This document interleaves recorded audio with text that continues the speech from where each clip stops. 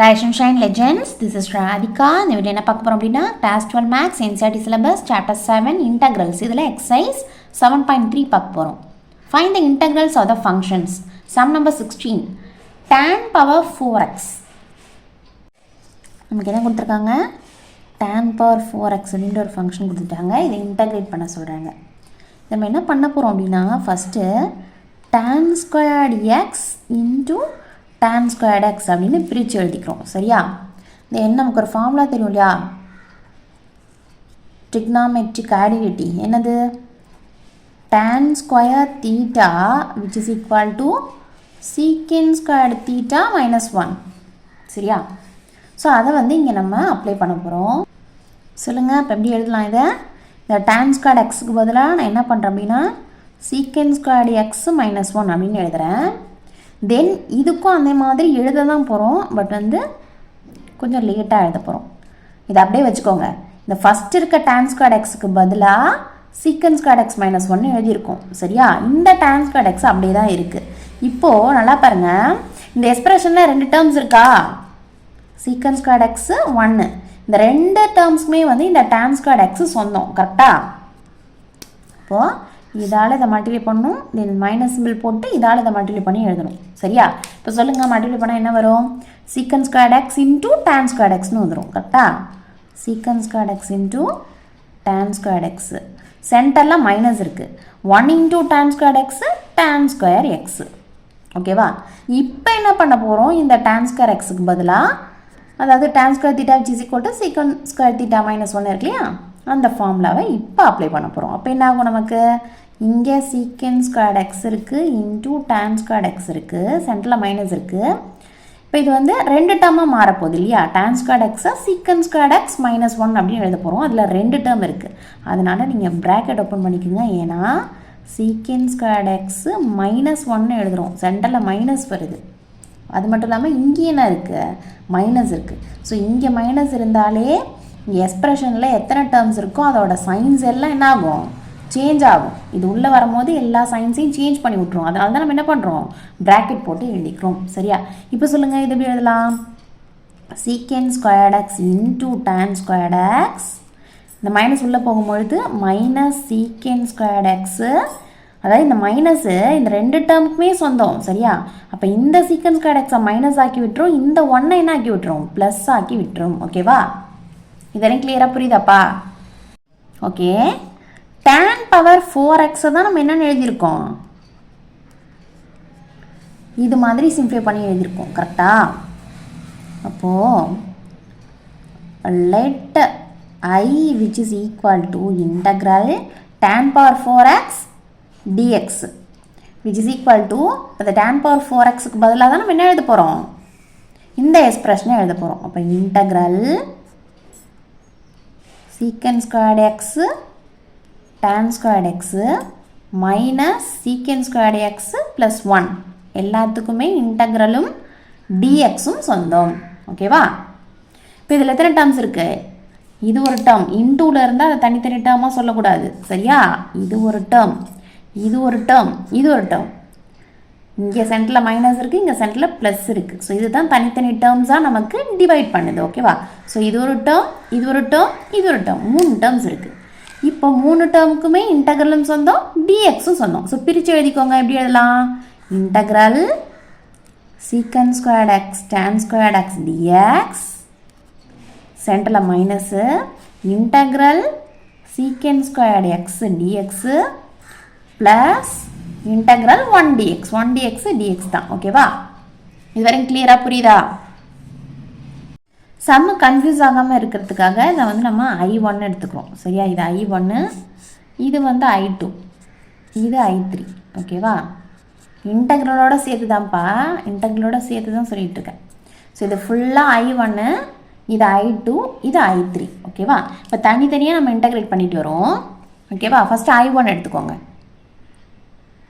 Okay, I1 எடுத்து தனியாக எழுதிக்கிட்டோம். Integral secant squared x tan squared x dx. ஓகேவா? இப்போ இதில் என்ன பண்ண போகிறோம் அப்படின்னா tan xக்கு பதிலாக t அப்படின்னு சொல்லிட்டு சப்ஸ்டியூஷன் போட போகிறோம். சொல்லுங்கள், put t which is equal to என்னது? tan x. சப்ஸ்டியூட் போட்டால் என்ன பண்ணுவோம்? நம்ம டிஃப்ரென்ஷியேட் பண்ணுவோம். ஸோ இந்த ஃபங்க்ஷனை வித் ரெஸ்பெக்ட் டு எக்ஸ் நம்ம டிஃப்ரென்ஷியேட் பண்ணுறோம். ஃபங்க்ஷனுக்கு நேம் என்னது? T. So dt by dx அப்படின்னு வந்துடும் டிஃப்ரென்ஷியேட் பண்ணும்போது. சரியா? விச் இஸ் ஈக்குவல் டு சொல்லுங்கள் tan எக்ஸை டிஃப்ரென்ஷியேட் பண்ணுறோம். ஃபார்முலா என்னது? we know that d by dx of tan x which is equal to secant squared x. secant squared x தான் நம்ம பண்ணிட்டு இருக்கிறது டிஃப்ரென்ஷியேஷன். ஓகேவா? இப்போ tan எக்ஸை டிஃப்ரென்ஷியேட் பண்ணோன்னா secant squared x. இப்போ நமக்கு வந்து dt which is equal to secant squared x dx அப்படின்னு வந்துடும். சரியா? இதில் பாருங்கள், நான் tan xக்கு பதிலாக t போடுறேன். ஓகேவா? இப்படி போடும்பொழுது நமக்கு இது என்ன ஆகும்? டி ஸ்கொயர் ஆகிடும். சரியா? அப்போது சீக்கன் ஸ்கொயர் எக்ஸ் டிஎக்ஸ் தான் நமக்கு ரிமைனிங் இருக்குது. ஸோ அந்த சீக்கன் ஸ்கொயர் எக்ஸ் டிஎக்ஸுக்கு பதிலாக நம்ம என்ன போடணும்? டிடி போடணும். புரியுதாப்பா? இப்போது என்ன சொல்கிறேன்னு சொல்லிட்டு இப்போ சொல்லுங்கள். Implies I1 which is equal to integral இந்த tan எக்ஸுக்கு பதிலாக டி போடுறேன். அப்போ டி ஸ்கொயர்னு ஆகிடும். இந்த சீக்கன் ஸ்கொயர் எக்ஸ் டிஎக்ஸுக்கு பதிலாக என்ன போடணும்? நம்ம டிடி போடணும். சரியா? இப்போ ஃபார்முலா சொல்லுங்கள். Integration formula integral x power n dx which is equal to x power n + 1 by n + 1 + c. கரெக்டாப்பா? இது எந்த ஃபார்முலா இருக்குது? Integral x power n dx அப்படின்ற ஃபார்முலா இருக்குது. எக்ஸுக்கு பதிலாக டி இருக்குங்க, என்னுக்கு பதிலாக 2 இருக்குது. ஓகேவா? இப்போ சொல்லுங்கள். Which is equal to t power 2 + 1 by 2 + 1 + c. ஓகேவா? என்னது? tq by 3 + c. ஓகேவாப்பா? இதுதான் நம்மளுடைய I1. இதில் t என்னது? tan x தானே t. அப்போது tan cube x by 3 + c அப்படின்னு எழுதிடலாம். இதுதான் நம்மளுடைய I1. ஓகேவா? I2 என்ன சொல்லுங்கள்? I2 which is equal to integral secant squared x dx. ஓகேவா? இப்போ இதுக்கு நம்ம ஃபார்முலா தெரியும் இல்லையா? என்னது? Integral secant squared x dx which is equal to என்னது?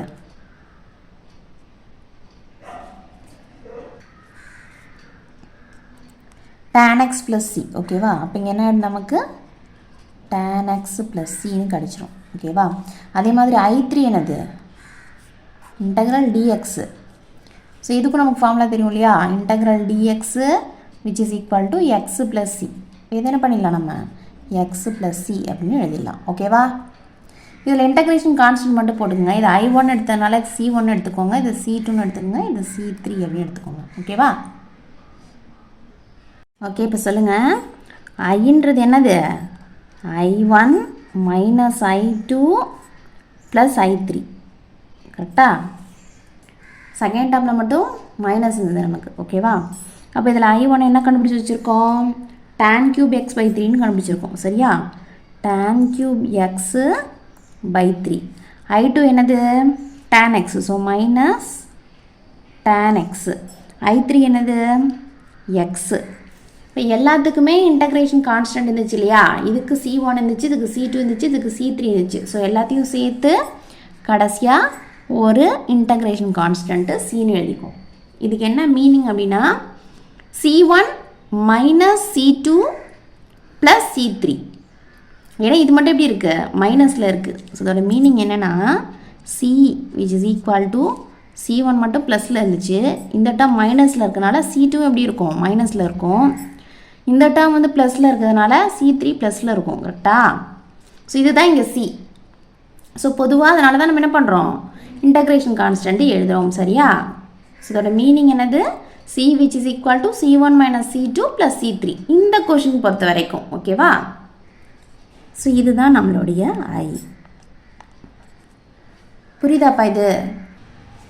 இதில் வந்து நீங்கள் 1/3 முன்னாடி எழுதி கூட எழுதலாம்.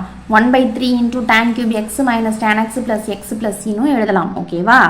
இப்படி எழுதினாலும் கரெக்டு தான். இந்த சம் வந்து உங்களுக்கு கிளியராக புரிஞ்சுது அப்படின்னா லைக் பண்ணுங்கள், ஷேர் பண்ணுங்கள். டவுட்ஸ் எதுவும் இருந்தால் கமெண்ட் பண்ணுங்கள். மறக்காமல் சேனலை சப்ஸ்கிரைப் பண்ணிக்கோங்க. ஓகேவா?